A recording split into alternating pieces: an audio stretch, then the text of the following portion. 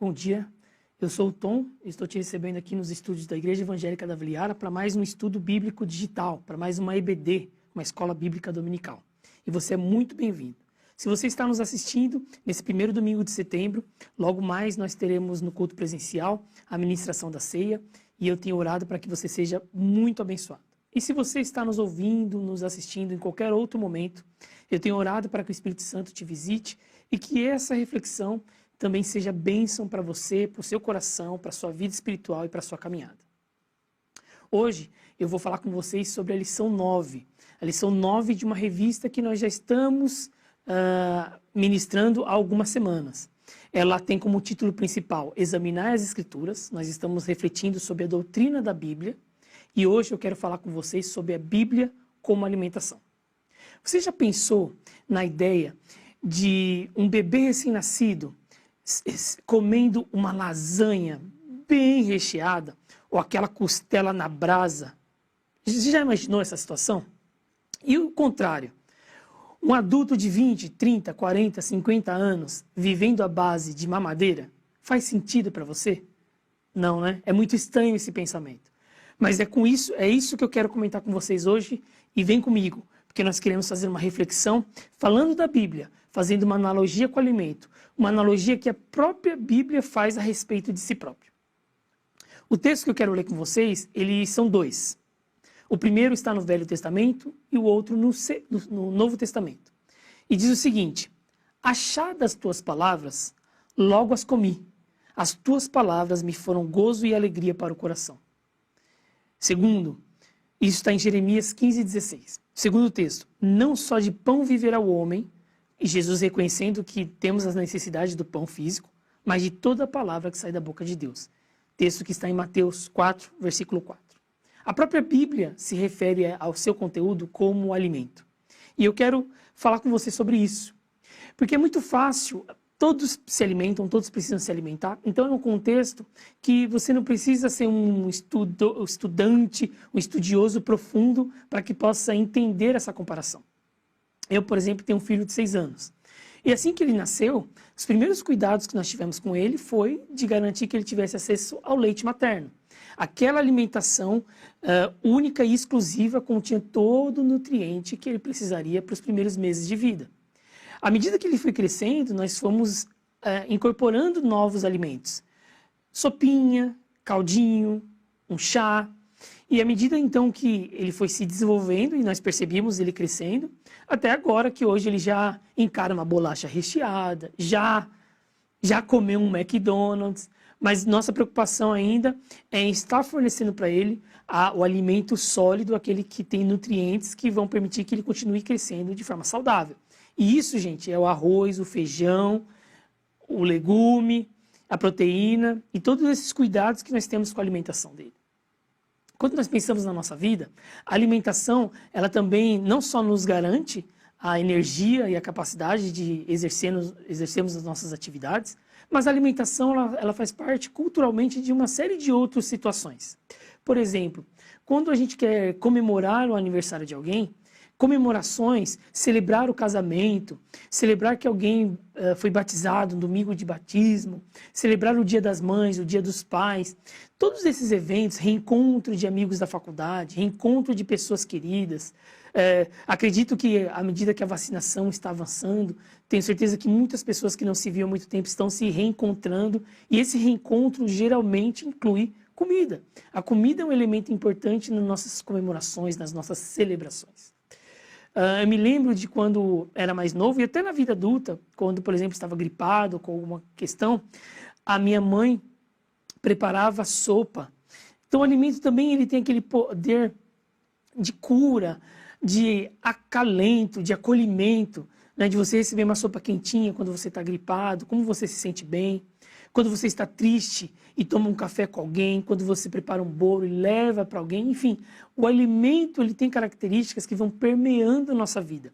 Não só de nos sustentar, né, de nos manter vivos, porque o nosso corpo precisa de alimentação, mas também porque ele permeia todas as situações que a nossa vida tem. E quando você se alimenta bem, o seu corpo corresponde bem. Eu falo por mim, na pandemia eu adotei uma uma reeducação alimentar. Eu perdi aí cerca de 15, 16 quilos, mas não foi só perda de peso. A qualidade, a minha saúde melhorou muito. Já fiz 2 exames de sangue nesses 1 ano e meio da pandemia e os últimos resultados foram melhores de quando eu tinha 20 anos. Eu estou com 40. Eu percebo mais disposição física. Toda manhã agora, já fazem 2 meses, eu tenho feito caminhadas diárias de 1 hora. E eu tenho percebido o quanto isso tem melhorado. Então, a nossa alimentação também tem um impacto muito grande sobre a nossa qualidade de vida.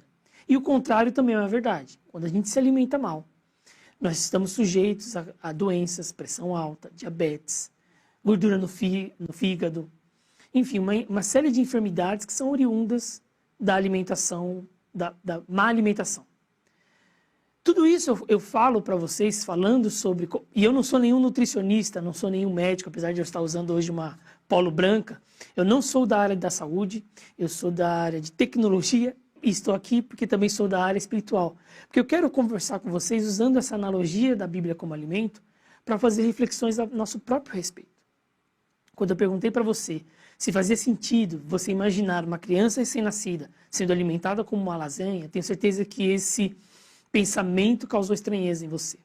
Ou de você imaginar que um adulto, por exemplo, como eu, com 30, 40 anos, vivendo à base de leite, de mamadeira. Mas quando nós pensamos na vida espiritual, isso tem se tornado uma realidade na vida das pessoas. A Bíblia, ela reconhece, e o próprio Jesus, no texto que eu citei, no momento que ele está no deserto, enfrentando-se, depois de ter passado 40 dias de jejum, e ele enfrenta o próprio diabo, e ali ele mostra o poder das Escrituras no enfrentamento a Satanás, ele cita essa questão de que não só de pão viverá o homem, ou seja, ele reconhece que o homem precisa do pão, mas ele também viverá a base da palavra que sai da boca de Deus. Então são 2 tipos de alimento, o alimento físico e o alimento espiritual. E uma coisa que você precisa entender é que só precisa de alimento espiritual quem é do Espírito. Aquelas pessoas que não foram alcançadas pelo Evangelho, que não têm fé em Cristo, elas estão espiritualmente mortas. Portanto, não faz sentido você ficar pegando as Escrituras, as regras morais da Bíblia e tentando fazer com que as pessoas que não têm a fé em Cristo compreendam aquelas regras morais, porque aquele alimento não faz sentido. Ela não nasceu espiritualmente. Por isso que a nossa maior preocupação, mais do que ficar ditando regras para as pessoas, é levar o Evangelho que vivifica as pessoas, o Evangelho da vida. Porque só aí, quando a pessoa ela é vivificada no Espírito, e ela só é vivificada quando ela alcança a fé em Cristo, então o seu Espírito é vivificado, então ele tem a vida do Espírito. E ele tem, como qualquer na nossa vida física, ele nasce como um bebezinho espiritual. Essa é a nossa realidade. Toda pessoa pode se beneficiar da leitura bíblica? Não tenha dúvida. Os princípios bíblicos, eles permitem que pessoas crentes e não crentes se beneficiem dos frutos que aquele conhecimento gera. Eu vou dar um exemplo para você. Uma pessoa não convertida, um não crente, ele pode ir às Escrituras descobrir os princípios a respeito do casamento, da fidelidade conjugal e aplicar ele na sua vida. Com isso, ele vai colher os frutos de um bom casamento. Mas esse conhecimento não atrelado à fé em Cristo não produz vida. Você consegue compreender essa diferença? Quando eu digo para uma pessoa que ela precisa ser honesta e ela vive sob princípios e valores de honestidade, não passando a perna em ninguém, não pegando o que não lhe pertence, trabalhando para conseguir o seu pão, com certeza ela terá uma vida abençoada. Mas fazendo isso não atrelado ao conhecimento de Cristo, não produz vida. E muitas vezes as pessoas que não têm Cristo no coração vão às Escrituras, elas acabam se tornando apenas religiosas. Elas ficam ali listando comportamentos, práticas e rituais que sem a fé em Cristo são mortos. Eles não significam, não servem para nada. Ainda que uma pessoa que sem o amor, como a própria Bíblia diz, levando o alimento para alguém que está passando fome, essa pessoa vai ser alimentada, isso é bênção. No seu próprio coração não foi produzida vida. E é isso que o Evangelho produz. Vida. E só precisa de alimento espiritual aqueles que nasceram do Espírito. Então a primeira coisa que eu preciso falar para você é que o Evangelho fala de Cristo como aquele que veio para a terra para assumir o meu lugar e o seu lugar diante de Deus, assumindo a culpa dos nossos pecados e levando consigo a morte, a humilhação e a tortura que nós éramos merecedores. E com isso ele venceu a morte e venceu o pecado. Aqueles que alcançam Jesus pela fé são substituídos pelo próprio Jesus no dia do julgamento. Você entende isso? No dia que Deus estiver julgando a humanidade, Cristo vai se apresentar no lugar do Tom, no lugar da Maria, no lugar do José, no lugar do João, no lugar do Pedro, do Marcos, do Ivan, e vai dizer assim: eu me apresento no lugar dele, porque ele creu em mim, e pela fé, a minha vitória sobre o pecado é atribuída a ele. Então ele é justificado e você é salvo. Esse é o evangelho que salva. E quando nós cremos nisso, a fé é produzida no nosso coração, e pela fé nós alcançamos a graça. E a graça nos dá acesso à salvação. Aí, nesse momento, nós nascemos do Espírito. Nascemos. Somos bebezinhos espirituais. Então, quando nós lidamos com bebezinhos espirituais, é a mesma coisa quando você tem um bebê em casa.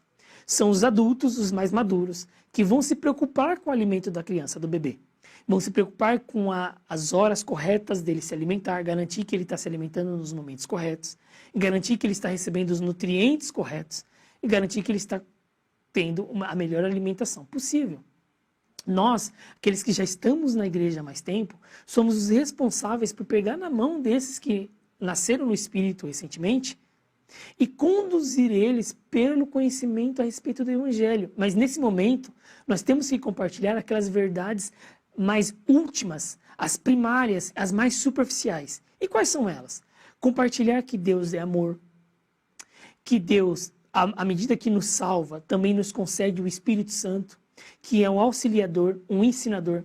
Contar para essas pessoas que uma vez em Cristo, o Espírito Santo produz e concede dons, que esses dons podem ser usados na sua carreira, a sua atividade profissional, mas que também elas são chamadas para serem usados no reino de Deus, abençoando outras pessoas. Que nós temos que olhar as outras pessoas que têm fé em Cristo como uma família estendida, uma família espiritual. Ela entender a importância do casamento, de ser um bom pai, de ser um bom filho, de ser um bom marido, uma boa esposa, a importância das amizades espirituais, a importância de fazer meditações regulares, de manter o seu pensamento em Cristo, a importância de saber o que Cristo pensa a respeito de valores morais, de honestidade. Enfim, nós vivemos num mundo que confronta muito com padrões que são contrários aos padrões de Deus. Então nós vamos ajudando essas pessoas a se firmarem na fé, a conhecerem mais poderosamente a graça de Deus, que eles não são dignos da salvação, que a salvação acontece com eles porque eles têm fé em Cristo, é Cristo que é digno, e que eles não fazem nada, nem mais nem menos, para que Deus os ame mais ou os ame menos. Essas são verdades profundas que vão enraizando as pessoas na fé. Vamos estabelecendo comunhão e relacionamento, que é muito importante. As pessoas verem como nós, que já estamos na jornada espiritual há mais tempo, nos comportamos com os desafios da vida e aos poucos ela vai crescendo e amadurecendo. Para isso nós vamos dando o leite, e Paulo fala a respeito do leite. O leite é para aqueles que ainda não alcançaram a maturidade. O leite, ele é nutritivo para a criança e ele é fácil de ser ingerido.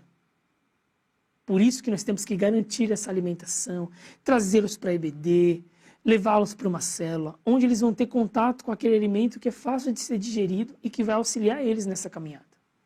Nós não podemos deixar os nossos bebês desnutridos, que é uma coisa que a Igreja Evangélica Brasileira faz muito. A pessoa foi lá, se batizou e virou um membro da igreja, ela é abandonada à própria sorte.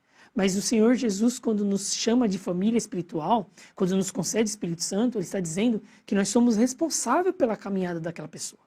Por isso que nós temos que, a Bíblia como alimento, o primeiro deles é o leite nutritivo, que o pai e a mãe fornecem ao seu filho, e que nós, como irmãos da família espiritual, também temos o cuidado de oferecer para aqueles que chegaram na fé agora. Aqueles que chegaram na fé agora, talvez eles venham trazer situações já que eles já estão lidando. Talvez eles estejam enfrentando um processo de divórcio, talvez eles estejam enfrentando um processo de luto, talvez eles estejam enfrentando problemas no relacionamento, desânimo, depressão, tristeza. Para cada um desses elementos, as Escrituras trazem boas novas. E é importante nos conectarmos com essas pessoas para que a gente possa ser instrumentos de Deus e levar o alimento, esse alimento mais fácil de ser digerido, e que vai permitir que ela continue viva e crescendo. Não podemos ter bebês desnutridos no nosso meio, porque isso significa que somos uma família negligente e que não entendemos o chamado do Pai a respeito da nosso papel na formação de outros discípulos. Mas a Bíblia não é só leite. E esse é um grande problema da igreja brasileira. É uma igreja que nós somos hoje mais de 50 milhões de pessoas que se dizem evangélicas. E eu diria para você que a imensa maioria dessas pessoas são bebezinhos, são adultos que estão se alimentando de mamadeira. São pessoas que não comem o alimento sólido, não se aprofundam no conhecimento de Deus, não se aprofundam no relacionamento com Jesus e com o Espírito Santo. Passam a vida toda, 20, 30, 40 anos numa igreja, mas continuam com aquele discurso. Eu não vou perdoar. Ah, eu perdoo, mas não quero mais falar com aquela pessoa. Ah, não, eu não gosto de fulano, não vou com a cara daquela pessoa. Fica fazendo fofoca, fica falando mal dos outros pelas costas. Não demonstra amor, não se importa com as pessoas que estão do seu lado chorando. Nunca trouxe 1 quilo do amor, ou nunca se preocupou em saber quem são as famílias que são beneficiadas com esse alimento. Essa dureza de coração, ela reflete aquela pessoa que tem se alimentado de leite, que só consegue do seu alimento ali aquele suficiente para a sua vida, pouquinho, só para continuar vivo, mas não cresce. São as pessoas que só se alimentam no domingo de manhã durante o culto, não se aprofundam com Deus, e isso é um risco. Porque a Bíblia, ela é pão sólido para o nosso crescimento, para a nossa santidade e para vencermos o pecado. Se, como eu disse para você, é mediante a fé que nós somos salvos, uma vez salvos, nós começamos um processo de santificação, que é Deus nos transformando à imagem de Cristo. Deus ajustando a nossa vida, nos corrigindo e nos ensinando, fazendo com que nós vamos adquirindo maturidade espiritual, que vamos nos tornando adultos espirituais. E para isso nós precisamos do pão sólido que as Escrituras têm. É com as Escrituras que nós vamos conseguir ser santos, entender qual é o padrão de Cristo e também sermos capazes de vencer o pecado. É com as Escrituras. Você precisa das Escrituras para ter as armas espirituais que você vai ser necessário na sua caminhada para que você vença essas situações. E aí, irmãos, não é só você vir no culto de domingo, que é um alimento importante, mas você precisa adquirir hábitos de buscar na palavra respostas. E existem muitas formas de fazer isso. Você pode, por exemplo, baixar no seu celular um aplicativo da Bíblia que tem devocionais e devocionais maravilhosas. Eu recomendo a você, porque aquilo vai garantindo contato e que a sua mente continue refletindo nas coisas do alto. Mas eu não quero que você fique buscando apenas alimento enlatado. Você imagina uma pessoa viver a vida inteira comendo miojo? Pegando aquele pacotinho, fervendo água, colocando café da manhã, almoço e jantar? Você imagina a pessoa que só come o McDonald's? Então, nós não podemos viver de enlatados. Nós precisamos ir direto na fonte. Então, a leitura da Bíblia mesmo, ela é um elemento importante. Todas as outras leituras são importantes. Elas nos auxiliam. É como você que come arroz e feijão todos os dias, mas no sábado você vai lá e come aquela pizza, pede aquela esfirra, ou vai comer fora, no restaurante. Esses alimentos especiais, para mim, simbolizam esses livros. Eu gosto muito de ler sobre a graça. Eu recomendo que você procure estudar sobre a graça. Eu gosto de ler, por exemplo, sobre casamento, criação de filhos à luz das Escrituras. São todos alimentos, livros que pessoas que buscaram nas Escrituras conhecimento produziram. Mas a recomendação é que você vá direto nas Escrituras, porque você tem o Espírito Santo como um grande auxiliador. Você talvez possa ler, não entender algumas coisas, você talvez possa ler e algumas coisas farão sentido. Em outros momentos você vai perceber que verdades falam profundamente ao seu coração. Você vai ler um texto hoje que talvez não tenha feito tanto efeito e daqui a 2, 3 anos você vai lê-lo de novo e dado o contexto da sua vida, você vai se deparar com verdades mais profundas. O Espírito Santo, a leitura bíblica é um evento sobrenatural. Você está diante de um livro que demorou mais de 1.500 anos para ser produzido, tem mais de 66 livros, mais de 40 autores, porque foi produzido sobrenaturalmente pelo Espírito Santo de Deus. E quando você abre as Escrituras, você está diante do autor, que é o próprio Deus. E ele te envia o Espírito Santo dele, que trabalha no seu coração e na sua mente para que você possa adquirir as verdades, o conhecimento e a profundidade necessária para a sua vida espiritual. Então, vá direto à fonte e busque nela o alimento sólido. O alimento para aqueles que são crentes maduros, mais ainda.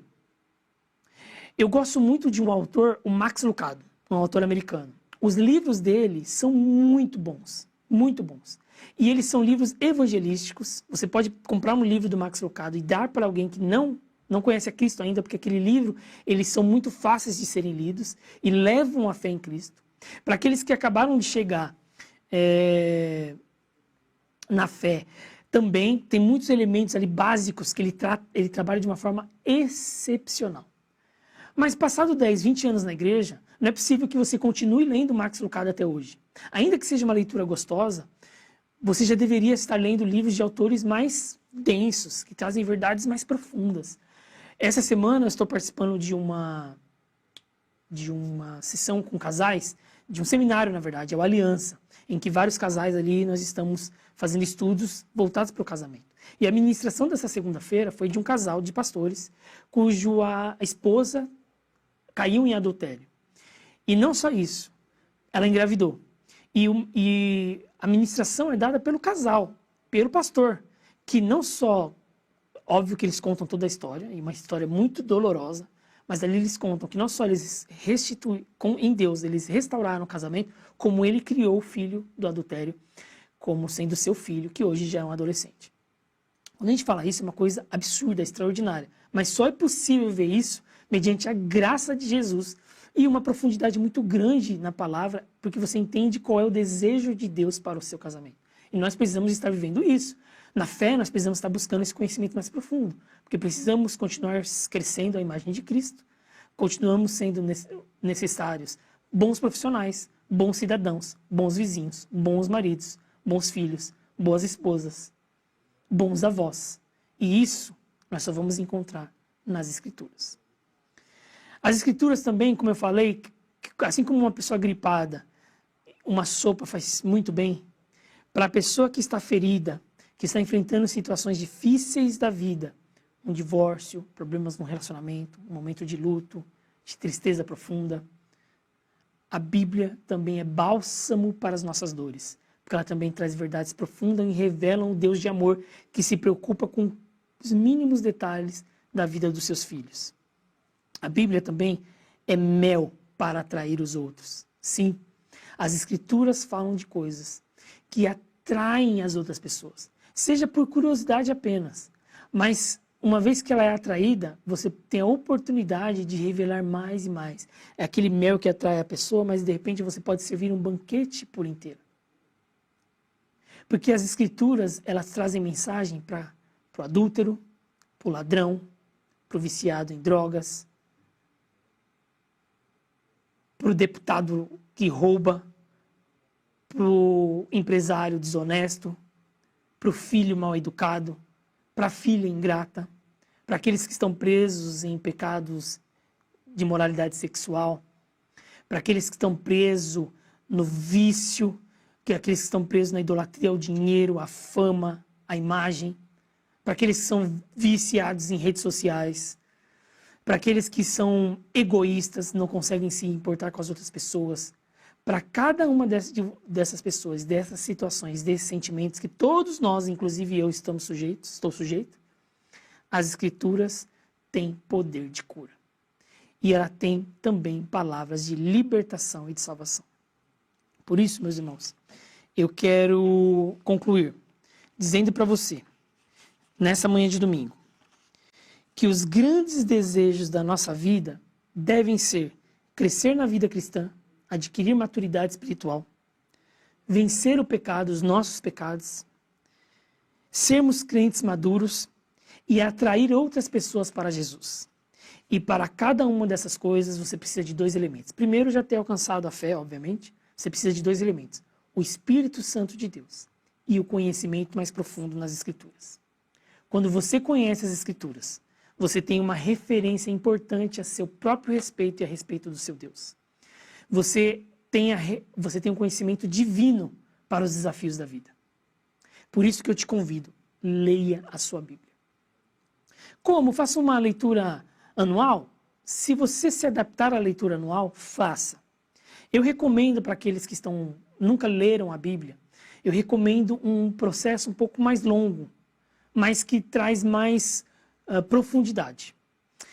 As Escrituras, elas são divididas em Velho e Novo Testamento, e essa divisão, ela é mais humana, mais organizacional, ela separa ali aquilo que foi escrito antes da vinda de Cristo e depois da vinda de Cristo. Mas ela é totalmente inspirada por Deus e tem conhecimentos profundos a respeito do Pai, revelações do próprio Deus que ele fez de si próprio. Mas quando você olha para as Escrituras, a maior parte dos textos do Velho Testamento foram escritos para o povo de Israel, num contexto oriental, numa cultura e num povo com características específicas. Os livros do Novo Testamento, a igreja que foi formada depois da vinda de Cristo, ela adotou os livros do Velho Testamento, porque tinham conhecimentos profundos a respeito de Deus, que eles também queriam ter, mas os apóstolos escreveram as cartas que compuseram o Novo Testamento. E essas cartas, elas já foram escritas não para o povo de Israel, mas para a igreja, indiferente da nacionalidade, porque a igreja não importa homem, mulher, grego, romano, não importa a sua nacionalidade, não importa, a igreja é composta por todos aqueles que foram alcançados pela fé em Cristo. Então aquelas cartas, elas são escritas para essas pessoas que creem em Jesus e querem viver uma vida espiritual. Então eu recomendo àqueles que querem começar a leitura bíblica que comecem pelo Novo Testamento, cartas que foram escritas para você, para a igreja. E à medida que você for lendo, mesmo que você estabeleça essa leitura em um ano, leia o Novo Testamento em um ano, nos 12 meses. E alguns temas eu recomendo que você se aprofunde. Graça, estudar mais profundamente o livro de Romanos, entender os princípios para o casamento. São coisas que o Novo Testamento vai te trazer que acho que vai ser transformador, tenho certeza que será transformador. No segundo ano, vá para novos livros. Continue lendo o Novo Testamento, leia de novo, mas adicione a leitura de Gênesis, que conta a criação do mundo e das primeiras famílias, a queda do homem e das primeiras famílias, da intervenção de Deus sobre o começo da humanidade. Leia os livros poéticos e de sabedoria, Salmos, Provérbios, o livro de Jó, Eclesiastes, que trazem conhecimentos práticos para a nossa vida. E volte para o Evangelho, volte para as cartas paulinas, porque sempre existe uma riqueza muito grande nessas leituras. E aí, num terceiro momento, vá para o ano bíblico. Mas aí você já vai para o ano bíblico tendo um discernimento maior das Escrituras, conseguindo se apropriar mais das verdades que estão ali. Essa é a minha recomendação. Você vai encontrar outras. Mas o que eu quero te estimular, vá para as Escrituras. Vá direto à fonte. Vá no alimento original. É o meu desejo e oro para que você seja transformado por cada palavra que você lê nas Escrituras. Que o Senhor nos abençoe. Abençoe agora o nosso culto, que vai começar daqui a pouco. Hoje é um domingo de ceia. Que Deus o encontre, seja aqui na igreja, seja na sua casa, com o seu Santo Espírito, visite poderosamente e te abençoe na maturidade espiritual, mas também em todas as situações que se apresentam na sua vida.